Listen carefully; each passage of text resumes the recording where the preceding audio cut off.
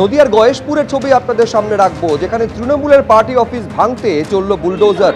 সরকারি জমি জবরদখল করে এই পার্টি অফিসটি গড়ে তোলা হয়েছিল বলে অভিযোগ। স্থানীয় ক্লাবের অভিযোগের ভিত্তিতে তদন্ত করা হয় বলে দাবি পুরসভার। সরকারি জমিতে তৈরি করা হয় তৃণমূলের পার্টি অফিস, এমনটা দাবি পুরসভা। তারপর পুরসভার তরফে বুলডোজার চালিয়ে ভেঙে দেওয়া হলো।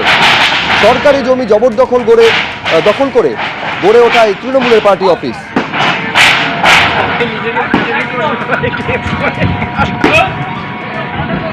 বিজেপির মন্ডল সভাপতি বলছি।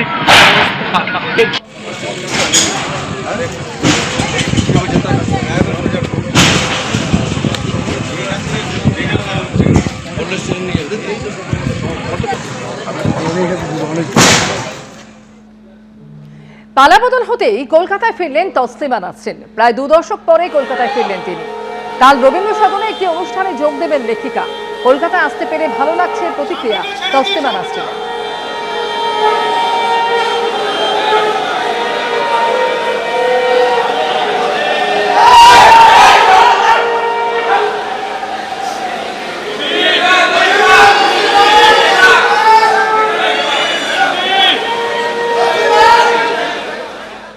আমার খুবই ভালো লাগছে, আপনাদের সবাইকে ধন্যবাদ, আমরাও তো রাজ্যসভায় প্রশ্ন করেছিলাম যে কেন তসলিমা নাসরিন বাংলায় ফিরতে পারবে না। সিপিএম এবং কংগ্রেস, পরবর্তীকালে তৃণমূল কংগ্রেস, তসলিমা নাসরিনকে পশ্চিমবঙ্গে ঢুকতে দেয়। যিনি ওপার বাংলার সংখ্যালঘুদের কথা, তাদের আত্মচিৎকার, তাদের বেদনা, তাদের চোখের জল, তাদের রক্ত আজকে তার উপন্যাসের মধ্যে, গল্পের মধ্যে ফুটিয়ে তুলেছেন, এবং যিনি মৌলবাদের বিরুদ্ধে যুদ্ধ ঘোষণা করেছেন, তিনি পশ্চিমবঙ্গে আসবেন। কারণ তিনি বাংলায় কথা বলেন, বাংলায় স্বপ্ন দেখেন, বাংলায় কবিতা লেখেন, বাংলায় সাহিত্য চর্চা করেন। এই বহুত্ববাদের দেশে আর বাঙালি সবটাকে এগিয়ে আছে, তাকে এখানে স্বাগত। এখানে যদি জয়া হাসান থাকতে পারে, তাহলে তসলিমা নাসরিন কেন থাকতে পারে?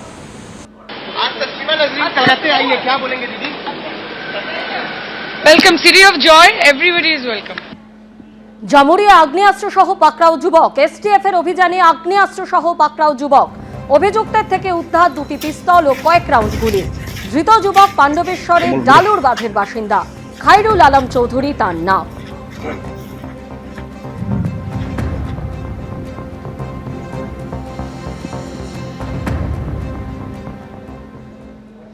পরের খবরে আসবো। সব্যসাচী দত্ত রাজারহাটের ফ্ল্যাটে যে সোনা উদ্ধারের ঘটনা ঘটেছিল তার তদন্তে এবার অভিযানে নামলো এনফোর্সমেন্ট ডিরেক্টরেট। কলকাতার মোট 12টি জায়গায় একযোগে তল্লাশি চালানো হলো ইডির তরফে।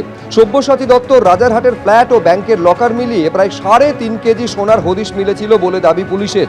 প্রাক্তন তৃণমূল বিধায়ক ও বিধাননগর পুরসভার প্রাক্তন চেয়ারম্যানকে সঙ্গে নিয়ে তার বিভিন্ন ঠিকানায় তল্লাশি চালিয়েছিল পুলিশ। সেই ঘটনার রেশ ধরে এবার সোনা উদ্ধারকাণ্ডে তদন্তে নামলো ইডি।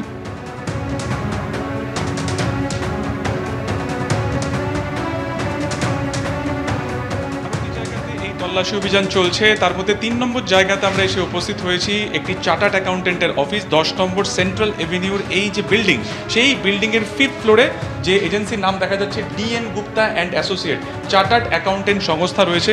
এবং এই চার্টার্ড অ্যাকাউন্টেন্ট সংস্থাতে এদিন 10টার কিছু পরে ইডির আধিকারিকেরা প্রথমে এখানে আসেন, কিন্তু কিছুদিন আগেই এখান থেকে সেই অফিস এর নিচের ফ্লোরে শিফট করে যায়। তাই এখানে বেশ কিছুক্ষণ অভিযান চালানোর পরে তারা যখন এখান থেকে বিশেষ কিছু পাননি, তখন তারা সেখান থেকে কিন্তু নিচের ফোর্থ ফ্লোরে তারা চলে যান।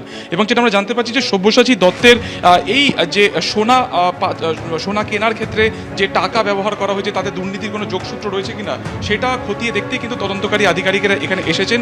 এই চার্টার্ড অ্যাকাউন্টের সংস্থার সাথে একাধিক সময় কিন্তু একেবারে তারা তথ্য যাচাই তারা করেছেন এই সব্যসাচী দত্ত। এর পাশাপাশি 2জন ব্যবসায়ী, যেখানে ঐশীর যে ছবি দেখাচ্ছিল যে শর্ট স্ট্রিটে একজন ব্যবসায়ীর বাড়িতে অভিযান চালানো হচ্ছে, তার পাশাপাশি খিদিরপুরেরও একটি ব্যবসায়ীর বাড়িতে অভিযান চালানো হচ্ছে।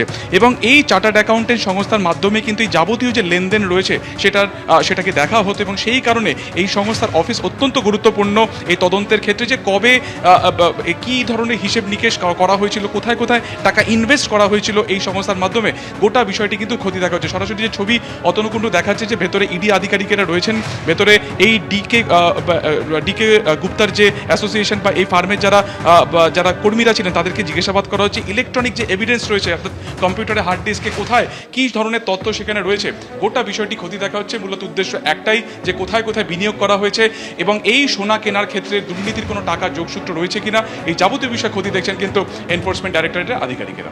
এবিপি আনন্দ, এগিয়ে থাকে, এগিয়ে রাখে।